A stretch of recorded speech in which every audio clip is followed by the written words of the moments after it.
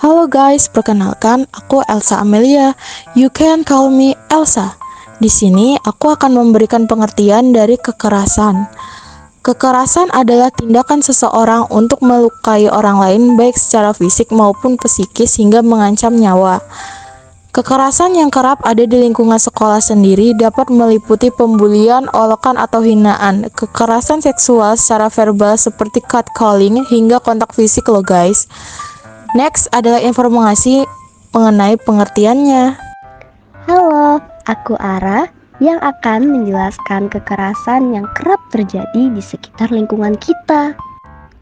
Di sini ada pembulian yang bisa bersifat verbal juga secara fisik. Seperti yang kita tahu, bullying adalah tindak merendahkan, menghina, menyudutkan, bahkan mengintimidasi korban yang dilakukan secara berulang atas dasar kekuasaan yang ia miliki, bisa dari segi ekonomi dan lain-lainnya. Kemudian ada kekerasan seksual secara verbal seperti catcalling hingga kontak fisik loh guys, dan itu dilakukan tanpa persetujuan dari korban.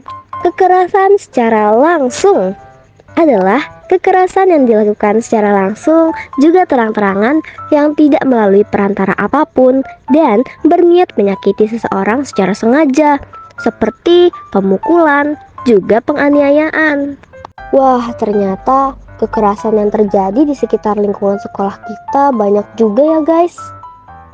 Nah, next, dampak dari korban dan konsekuensi yang diterima oleh pelaku. Dampak-dampak yang diterima oleh korban antara lain seperti dampak fisik yang meliputi luka, memar, lebam, patah tulang, cacat, dan kesakitan hingga kematian. Kemudian yang kedua, pada dampak mental dan psikologi, terjadinya perasaan rendah diri, malu, terhina, mimpi buruk, depresi, dan lain-lain. Yang ketiga, dampak sosial yang dialami oleh korban kekerasan seperti terisolasi, dikucilkan di ranah sosial seperti sekolah, tempat kerja, lingkungan tempat tinggal, dan lain-lain. Kemudian ada dampak ekonomi, seperti mengalami kerugian kehilangan pekerjaannya karena kekerasan yang dialami.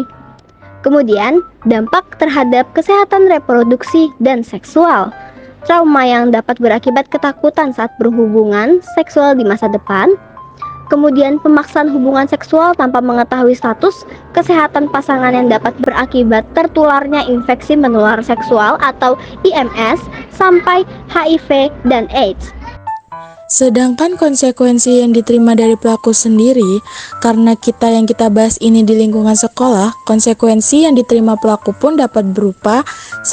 Teguran dari BK, 2. Panggilan orang tua, 3. Hingga dikeluarkan dari sekolah jika sudah parah loh guys.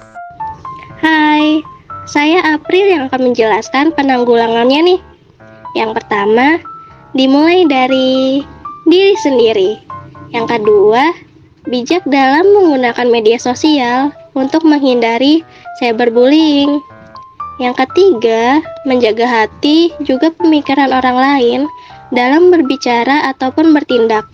Dan yang keempat, bersifat netral. Yang kelima, peka juga peduli terhadap sesama.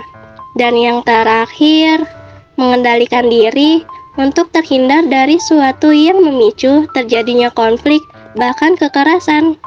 Sampai situ deh akhir dari penjelasan kami mengenai kekerasan yang ada di sekolah, meliputi pengertian, dampak dari korban, konsekuensi pelaku, juga penanggulangannya. Terima kasih atas perhatiannya dan sampai jumpa.